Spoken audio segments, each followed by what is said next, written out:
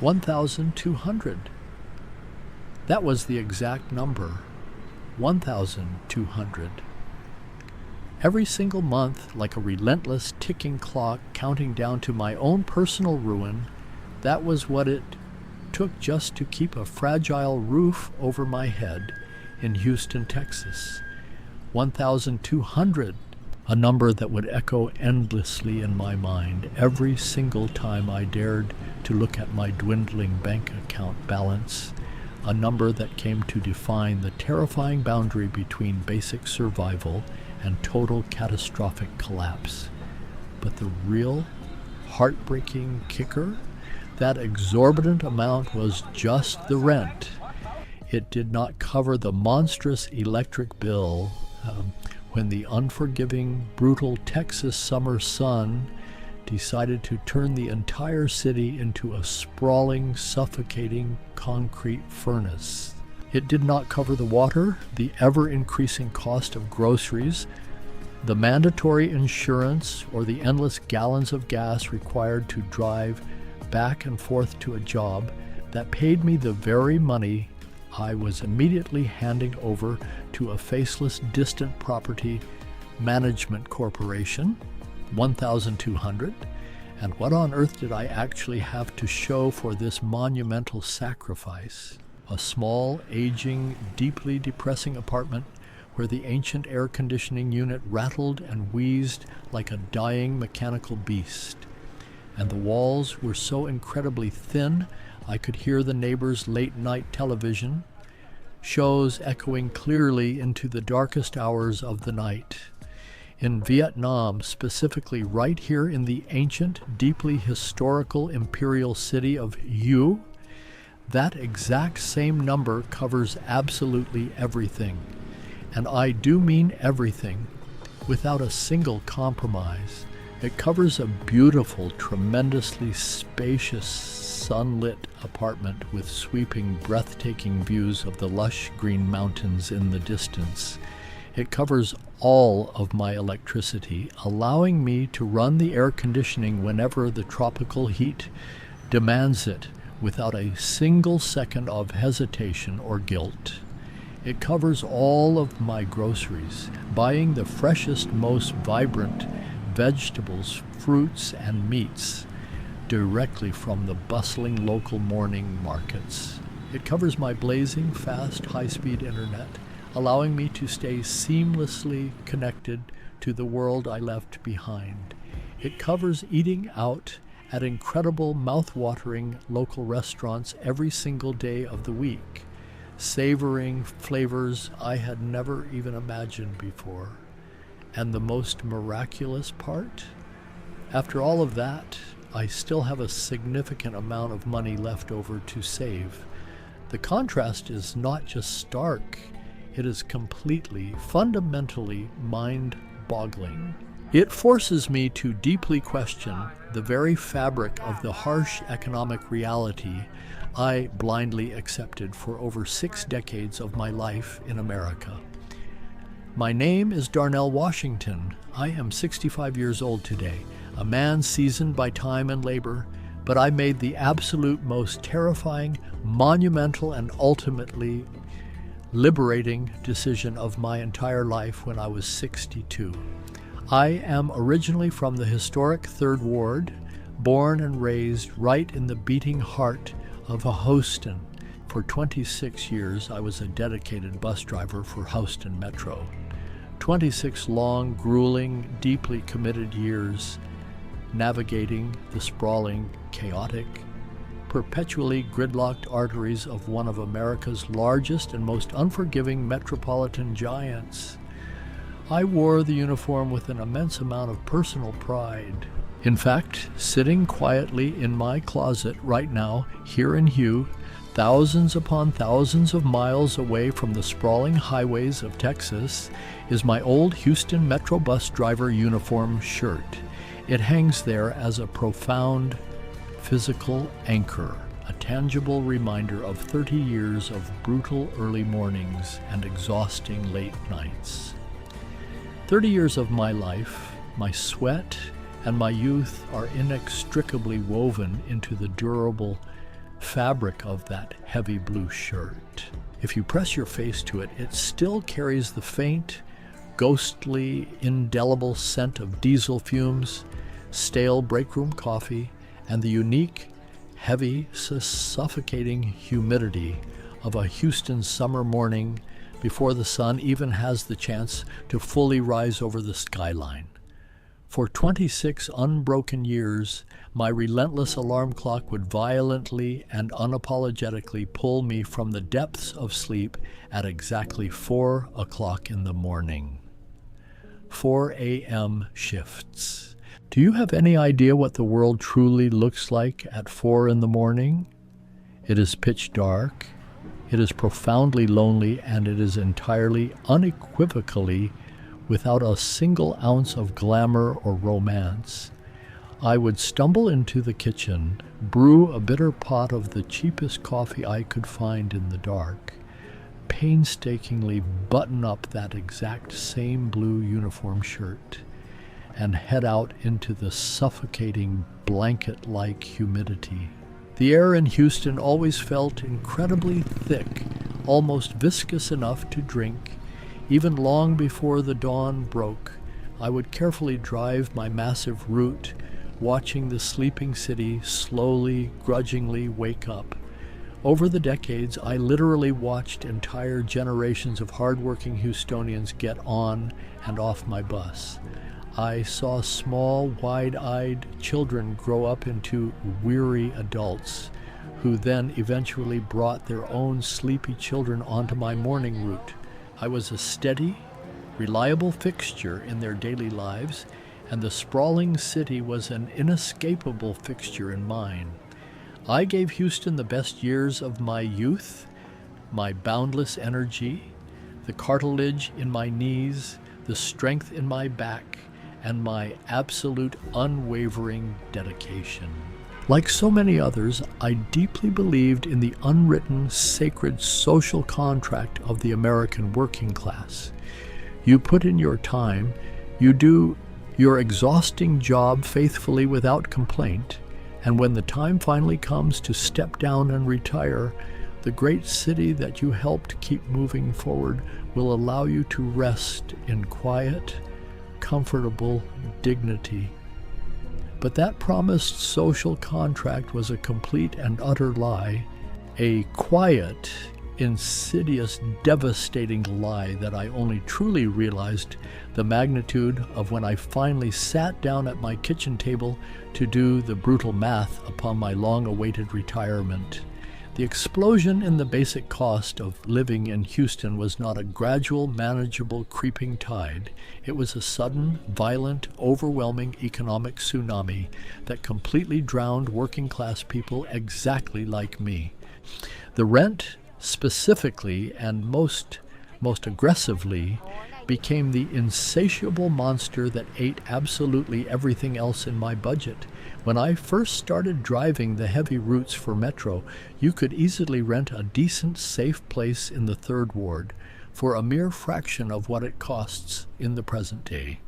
By the time I finally turned in my keys and retired, my total fixed income consisted of a modest Houston Metro pension of exactly $300, plus my government Social Security, which brought in exactly $900. That made a grand, inflexible total of $1,200 a month, exactly, down to the penny, the cost of my rent alone. How does a grown man possibly survive when his entire immovable fixed income is completely devoured by the sheer unyielding cost of simply existing within four walls? The brutal, undeniable answer is he does not. He slowly, agonizingly starves. He drowns in compounding debt, or he is forced to work menial jobs until he literally drops dead on the pavement. The rent trap had its cruel iron jaws firmly clamped around my ankle, dragging me under.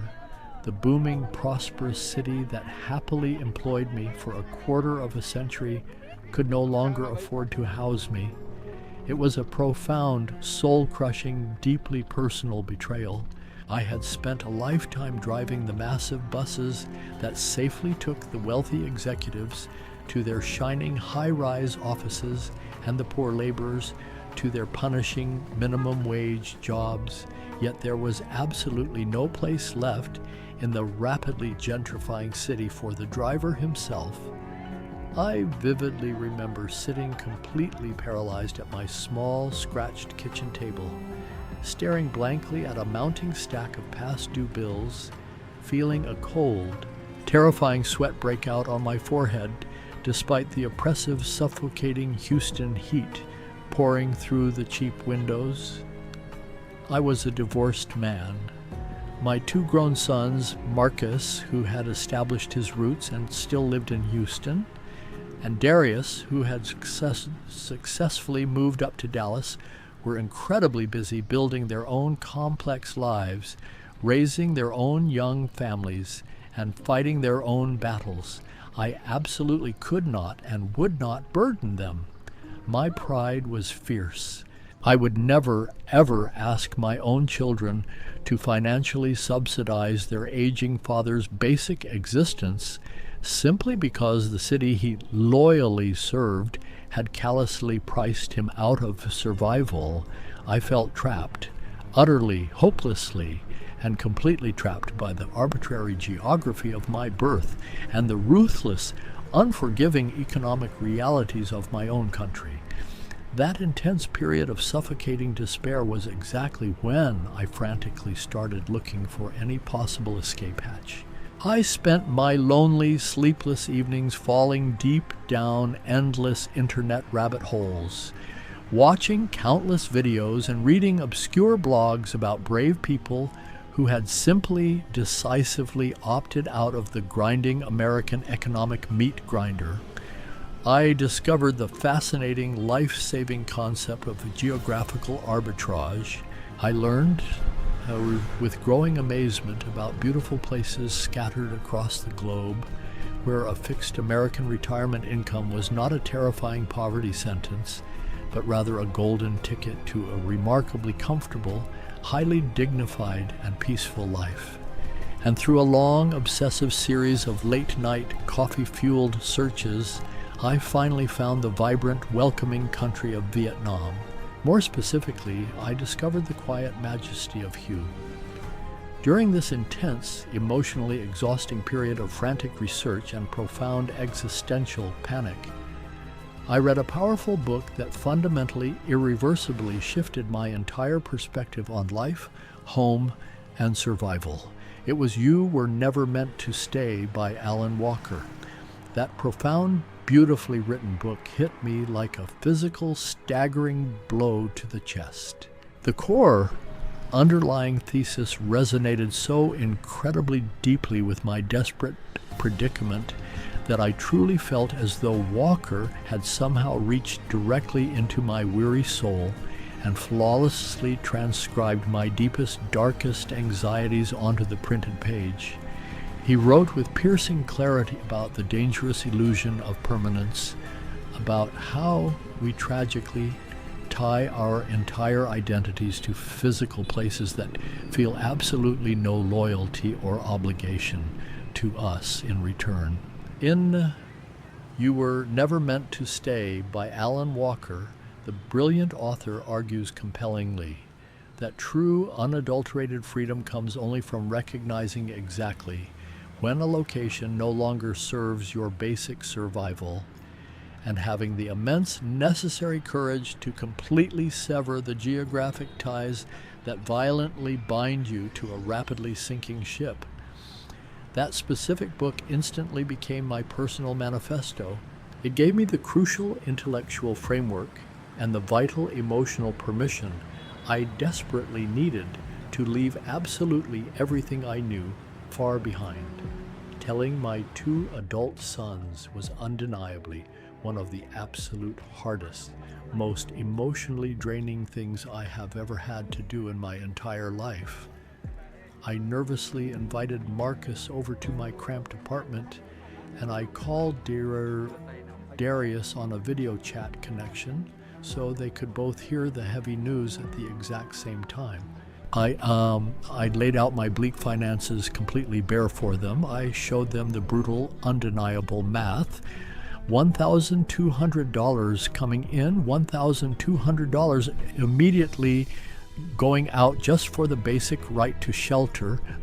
I told them with trembling excitement about Hugh, about the unbelievably low cost of living, about the accessible, high-quality health care, about the profound, pervasive sense of safety. Marcus was immediately, forcefully defensive. He is a deeply practical man, fiercely rooted in the familiar Texas soil. "Dad," he said, his voice incredibly tight with overwhelming concern and a sharp hint of protective anger, "you absolutely cannot just pack up your entire life and move to Asia? You do not speak a single word of the language. You do not know a single person there. What if you get deathly sick?" This is completely crazy. Darius was noticeably more thoughtful, taking in the numbers, but he was equally, visibly worried for his aging father. "Pops, is it really truly that bad here? We can figure something out together. You can move in with us up in Dallas. We can easily make room for you in the house." But I firmly, resolutely refused their kind offers. I told them with tears in my eyes that I loved them more than life itself, but I desperately needed to live my own independent life, not slowly become a tragic financial dependent in theirs.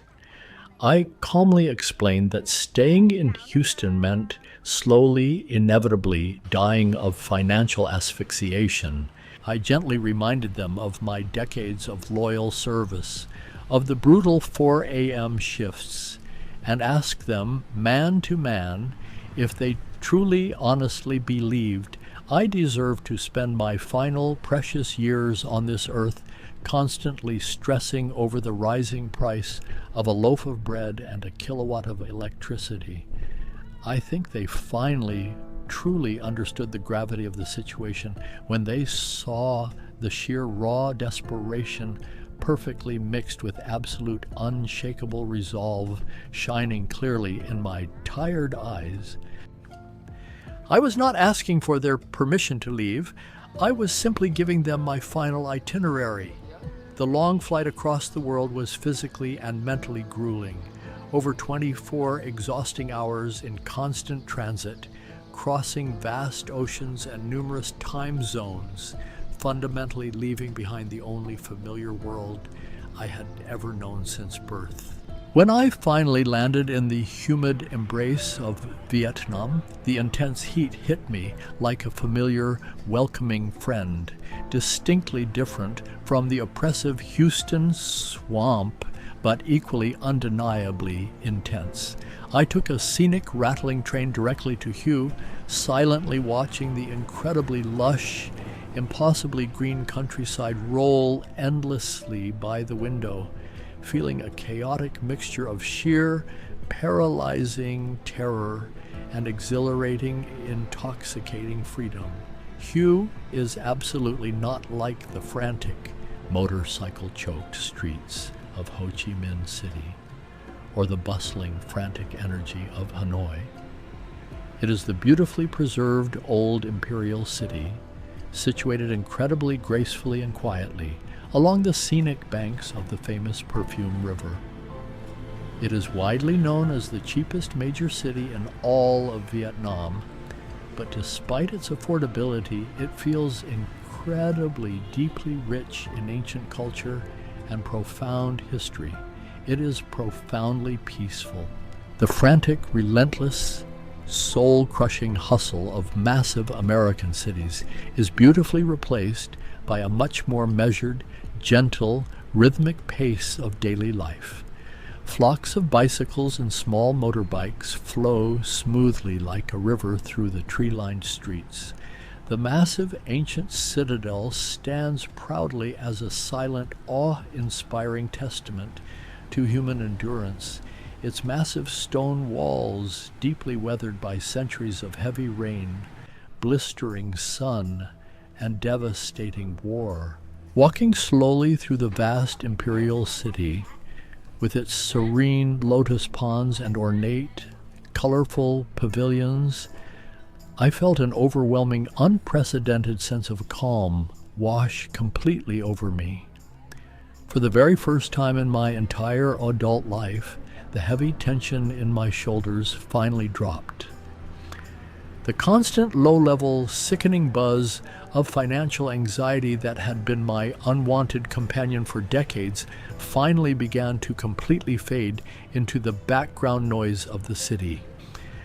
The absolute defining moment, the singular, crystallized moment that truly cemented my terrifying decision and brought me to uncontrollable tears of joy, happened right at the end of my very first month living here. It was finally time to pay my rent. I walked nervously down to my landlord's small office.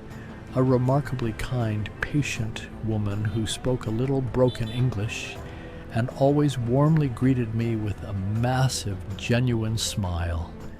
I proudly handed her my monthly rent payment, $200, exactly $200 for a beautiful, immaculate apartment that would easily, without question, cost over $2,000 back in Houston.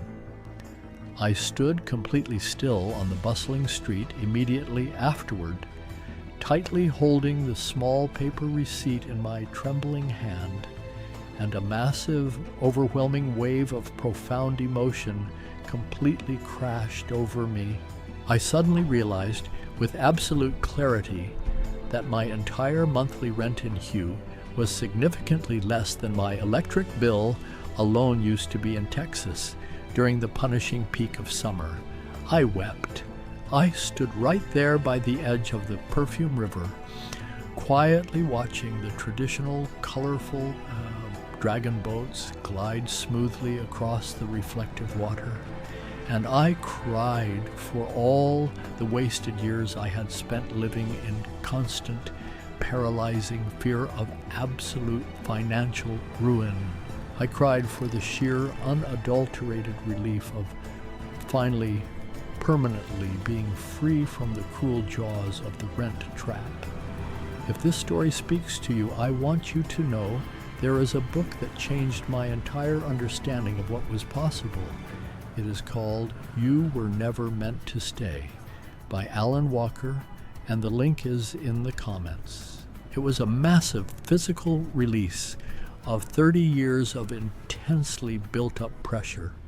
Let me take a moment to give you the complete, honest financial breakdown, because I absolutely know that some of you watching this video right now are sitting exactly where I was, staring blankly at your own terrifying stack of bills and wondering how on earth you are going to survive another year. Welcome in Houston, my entire meager retirement income of $1,200 was completely, ruthlessly swallowed by the cost of rent alone. Here in the